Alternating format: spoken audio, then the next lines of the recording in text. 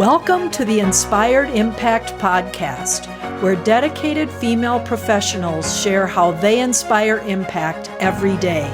Authentic stories, passionate commitment, lives transformed. I'm your host, Judy Carlson. Welcome to today's episode of the Inspired Impact Podcast. Today I have such a special guest who's a mental health advocate and has been doing that for years. But today we're going to find out her story and the rest of her story. So I am so excited to introduce you to Tamara Fennell. Thanks so much for having me. It's a pleasure being with you. All right, well, let's get started like we typically do. We all want to hear your journey, where you started, what inspired you to pursue the path you're on, how's it allowed you to make an impact in your field. I'm so excited to hear your story, Tamara.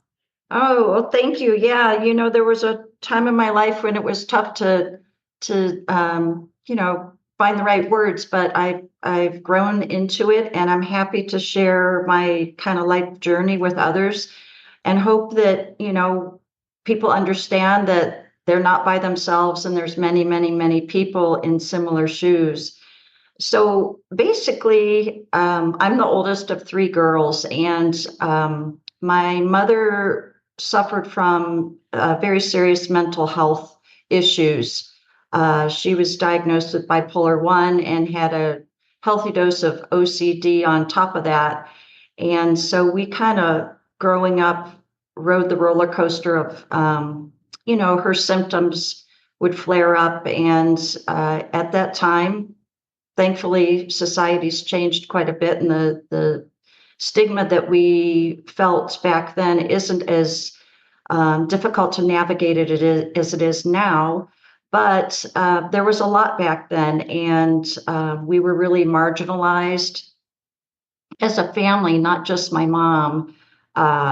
And then my dad was also very sick with multiple sclerosis. So we were really kind of just in survival mode a lot of the time. We did have support from extended family, but a lot of it was just my two sisters and my mom and I just kind of making do. And, my mom was a wonderful, wonderful person. I have come to understand that people who are living with mental health issues are often the most beautiful, brilliant, giving, caring people you will ever meet in your life. And I think in our society, and oftentimes in the media, people living with mental health issues are portrayed exactly opposite of who they are. Courageous individuals living with, a not so great deck of cards they were dealt with. And it's to it's no fault of their own.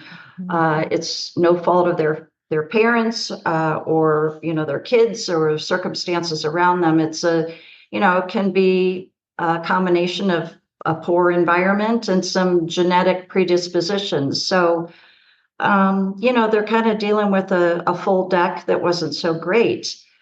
I can tell you, though, I speak for myself and my two sisters. Our mom is our number one hero in life. Wow. I have learned so many lessons just from watching her raise three girls. And, with my dad with multiple sclerosis, and see her grace and her way of navigating the world despite her disability is just, I'm just so inspired by it. But, that's the good side. There was difficulty too, which growing up, no one really explained to us why mom was the way she was. They did tell us why dad has had his physical difficulties, but mom was another story. And so it wasn't until I reached adulthood when I started self-educating, and I started reading books, a lot of books on mental illness, and specifically on bipolar, and trying to find out, what was going on. And I remember reading one book in particular, and it was the title was When Madness Comes Home. And in the back of the book was a whole list of resources, for further reading. And at the very bottom of the list, it said NAMI, which is the National Alliance for Mental Illness. And it said it had local chapters, and for more information, call this number. So I did, because I was really at the point in my life where I was really, really reaching out, looking for help to understand my mom better. Sure. Yeah. And so I called this number and talked to this woman who just immediately I felt reassured. She had a similar story. She was a caregiver of somebody in her family, a loved one who had mental illness, and they invited me to take a 12-week course that was specifically for individuals who were taking care of somebody who had mental illness. And boy, did I learn a lot. Talk about the light bulb goes on kind of moments. Right. And was your mom was still alive at this time? Yes, she was still alive at this point. Okay. Actually, the course at that time, it's called Family to Family, and it's still offered by NAMI all over the country. At the time, it was a 12-week course, free.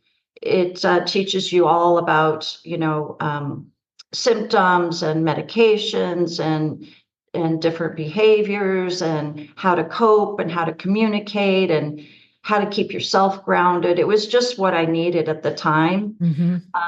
Unfortunately, my mom passed away at week 10 of the 12-week course, and I was shattered.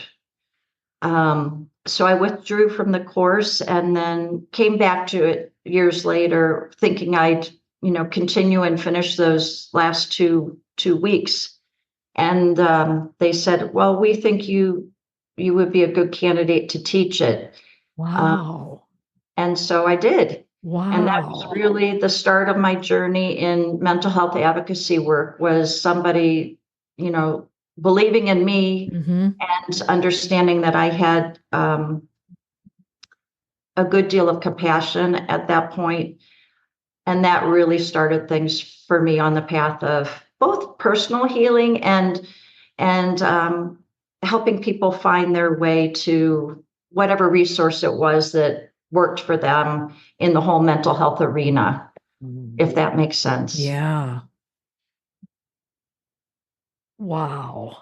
So you started teaching the class, 20 years ago, or? I did. Yeah. I started teaching Family to Family, and it's co-taught by individuals who have lived experience. There's a training guide and training they put you through, but it's written by a psychiatrist. So there's, it's factual data and everything behind it. But it's taught by family members who understand and have walked the walk and lived the similar kind of dysfunction that the attendees have. And I think it creates a really unique opportunity for people to learn and grow, because you're surrounded by people that understand. Right. That's really powerful. Right. So these other co-instructors, you pretty much bond with them as well. You do. You absolutely do. And everybody's story is a little bit different. But for me, it helps me process things and look at my own life experience. And, there's other people that would say, oh, you had such a hard time. And conversely, I'd look at their experience and think, oh my gosh, how did you manage through that? Right. Or, how are you managing? And I think everybody, works through things the way they need to. And NAMI for me was really, really good. I taught it for many years. And then I trained facilitators. I got involved in train the trainer kind of programs. And I served on the board, and I was able to go in front of legislators and share my lived experience in an effort to kind of help them get a better idea of maybe changing some things to make it a fairer playing field for individuals living through, and trying to navigate the judicial system, because that can be really tough too. Mm-hmm. But yeah, it was a really wonderful, wonderful, wonderful way to find help for me personally as a caregiver, and also have my education kind of just springboard from there, Right. going through that program. Yeah. And so how does that bring you to today? Yeah, right. So I think I should backtrack just a little. I did a lot of stuff around the mental health advocacy area. A few that really stand out for me are, I was asked to serve on a task force that combined law enforcement, the judicial system, and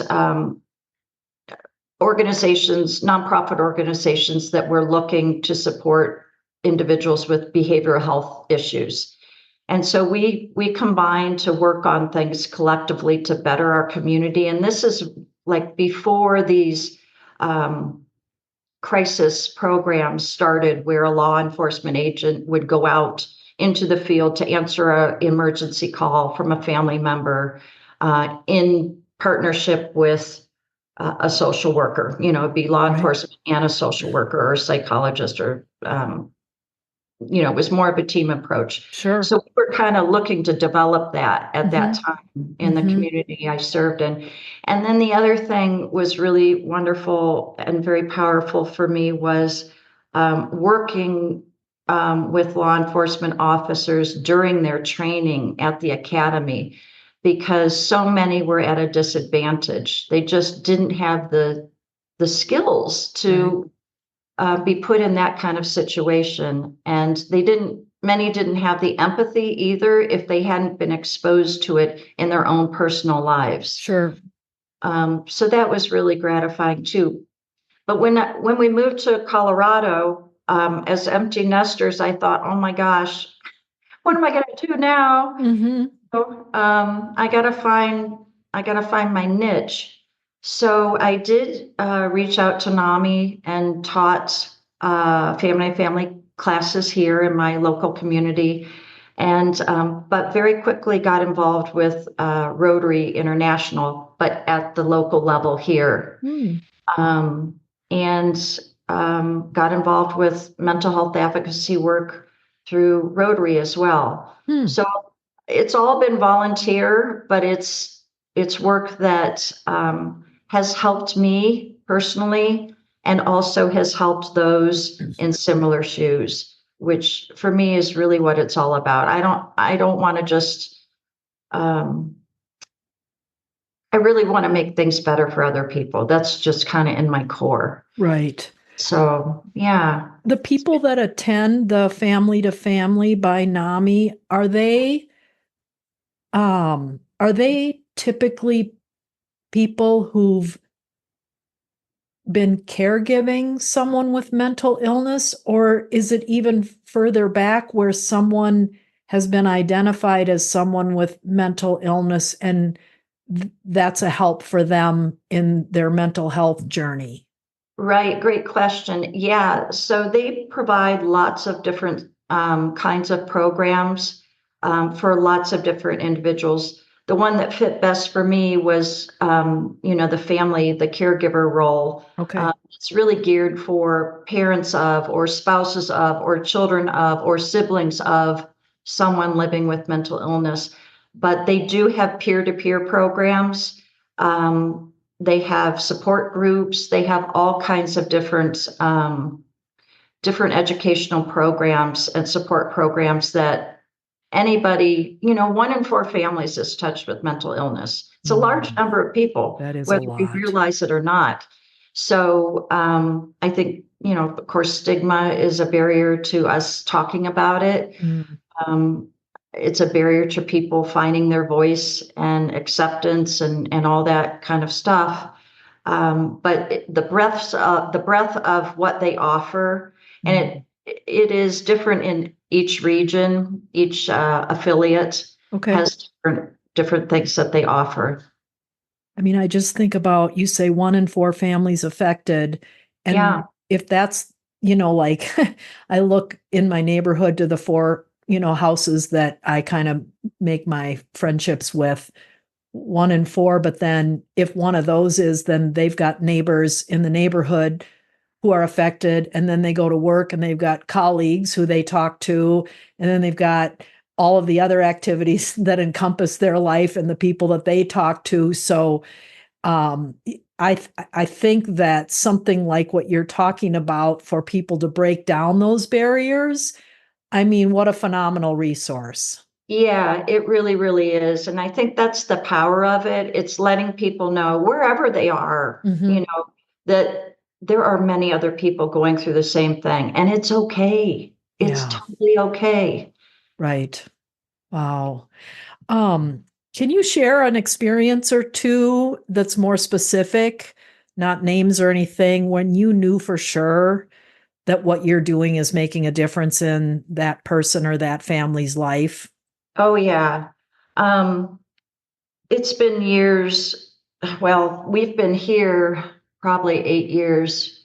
Yes, we've been here 8 years, and I started teaching mental health educational programs and doing this kind of work probably 2 decades ago. And I still get calls from people that I've had at a class or, you know, all the time. I'll Wow. get a little note or an email or a text or a message, here or there, Sure. a shout out from somebody, just letting me know, what the current status is in their own lives or with their family member that they talked about so many years ago, Mhm. and how impactful, just the learning process was for them, which I think, for me, that reassured me that I was on the right path, Mhm. that I Yep. was doing the work to give back and make the Mhm. world a better place for other people Sure. while processing and growing and healing myself. Mhm.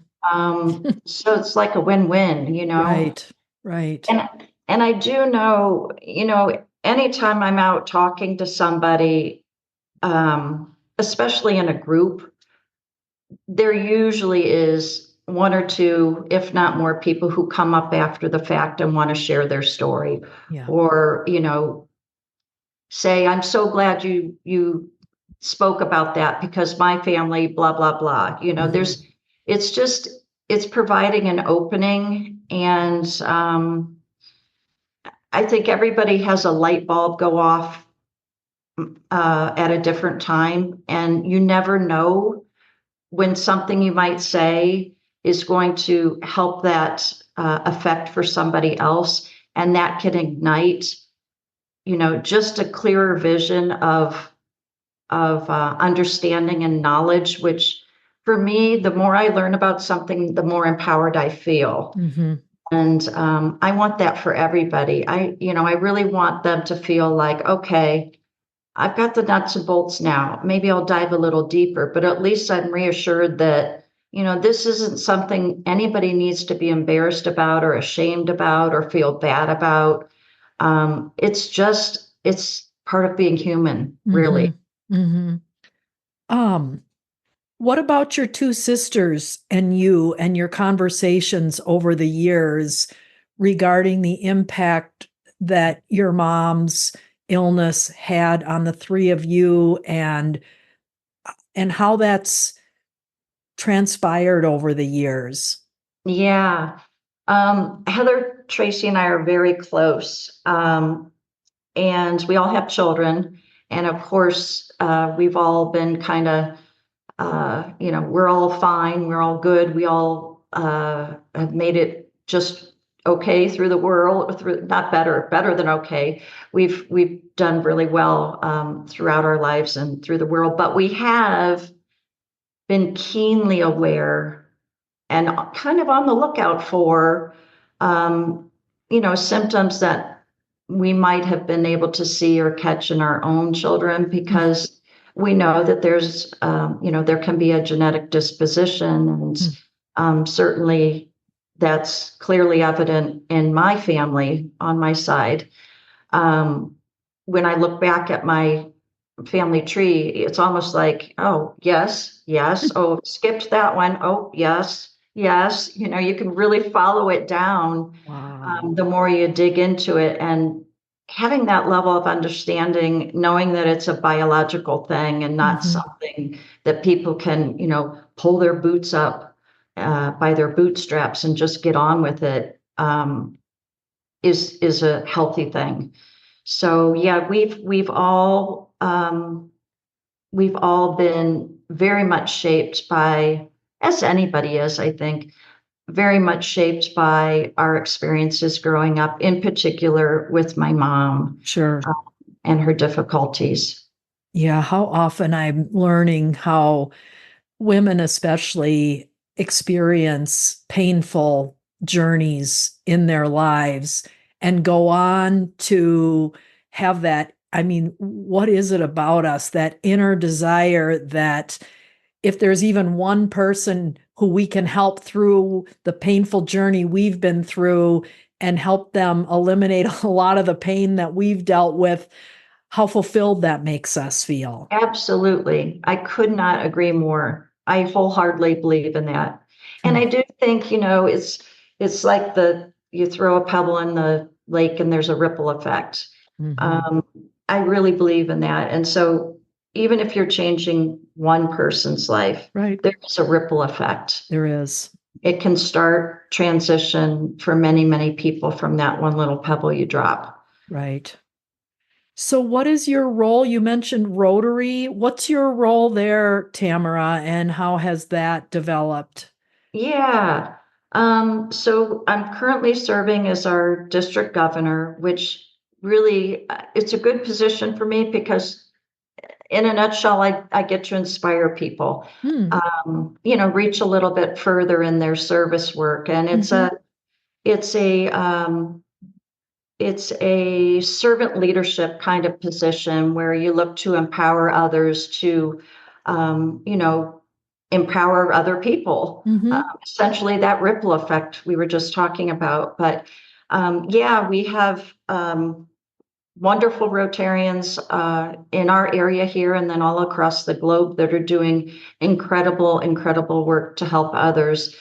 I worked on a passion project of my own, although it wasn't my idea. It was a co-member of mine who wanted to make a lasting impact around children's mental health. And as you know, there's quite a crisis we have here, but really all over the world. And that was kind of exacerbated by the COVID pandemic. It was happening, but I think the pandemic really shone a spotlight on it and exposed it more, and the media paid attention to it, which is a good thing. There was some light there. The not so great thing is that we quickly discovered, things that we had known all along working in the field, but more people discovered that we just don't have adequate services. There just is not enough treatment and care and resources for individuals who are living with mental illness. And knowing what I know, that the sooner you get help, the earlier in your life, as a child, perhaps, the better your prognosis is for your family. And I often wonder, had my mom received the treatment that she deserved when she first was exhibiting symptoms of mental health issues, how different her life would have been, how different my life would have been, and the lives of my sisters. That trajectory for her would have been vastly different if she would have been given the tools and the care and the treatment that, as a human being, she deserved. Yeah. Long, long, long before she finally was able to access it. Wow. That's amazing. So this project that you spearheaded with one of your co-members, I mean, I'd love to hear a little bit about that as we wrap up here today, because Yes. I think how you've now taken all of this life's experience and helping others, and now you're turning it into something else great in our community. Yeah, so essentially, it is a partnership with Children's Hospital here, and we did a lot of research, the committee that I worked on, to really try to find something that would have lasting impact. That wasn't just throwing some money or financing at something that was going to be great for a few months or years and then just kind of evaporate. We wanted something that would be, um, would last in perpetuity. And Sure. yeah, and as Yeah. we looked at things, we quickly discovered that we could really hone in on increasing working to increase the workforce here, to provide more providers here in our area able to treat kids dealing with mental illness. And so we created an endowed fellowship for pediatric mental health at Children's Hospital. It's a Rotary endowment. It will Wow. last in perpetuity, and it draws the best of the best here to give physicians who have gone through medical school and through their residency a stipend to complete their 1 to 2 year training in pediatric mental health care, depending on if they're a psychologist or a psychiatrist, is the difference between the 1 to 2 Mm-hmm. training period. So, they're here treating kids, seeing 1,500, they have about 1,500 patient visits a year that wouldn't be happening if they weren't here. Wow. And then, once that fellow completes their training period, they will start their practice in pediatric mental health. And the next fellow will come in and begin their training, and one after that, and the next, and the next, and the next, and the next, and talk about a ripple effect Oh, on the workforce oh my and the gosh, number of Tamara. kids that will be able to be seen who may not have been able to before. I mean, that's Wow. huge. It's That, huge for me personally, and yeah. it's huge for the families who so desperately are reaching and are Yeah. on waiting lists, just Hmm. waiting for access to health for their kids. Wow. Oh my gosh. Well, I I highlighted lived experience. That was new terminology to me. I totally understand what it means now in terms of what you went through, lived experience and lasting impact. I mean, how could those two phrases be put together better than through what you've been able to accomplish in your lifetime? And you're not done yet. I know that. No, hopefully I have some years to go. Yeah. Yeah. I really truly believe that when you find your passion in life, Mm-hmm. you can pull on those lived experiences or those passions, and through them you will find your purpose Oh, I if love if that. you're wanting to work it.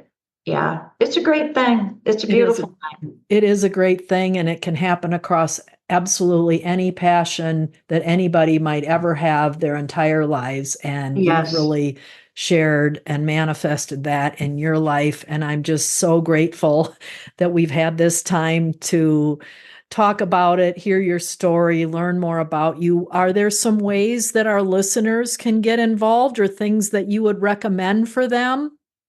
Yeah, I would say, just dig deep into your own heart and find out what makes your heart beat, Mm-hmm. and whether it's a place of past vulnerability or something outside of a lived experience kind of passion. Just grab a hold of it, Yeah. and whether it's Rotary or NAMI or whatever it is, Mm-hmm. find a way to make that passion an impactful project that can help others in similar shoes. And the result of that, I think you will find, can help with personal growth, As I mentioned, it's a win-win on both sides. You're giving back to others, and what you're getting back is just as powerful. Yeah. So, Yeah, that's amazing. It is amazing. Wow. Well, I'm just really thrilled that our listeners are going to be able to hear your story. So thank you so much for spending your time with us today. And yeah, it's encouraging. Thanks, Judy, thanks so much. It's been great. And I really appreciate the opportunity to share this with you. Well, you're very welcome. You take care. Thanks so much for joining us for the Inspired Impact podcast. To listen to past episodes, please visit theinspiredimpactpodcast.com.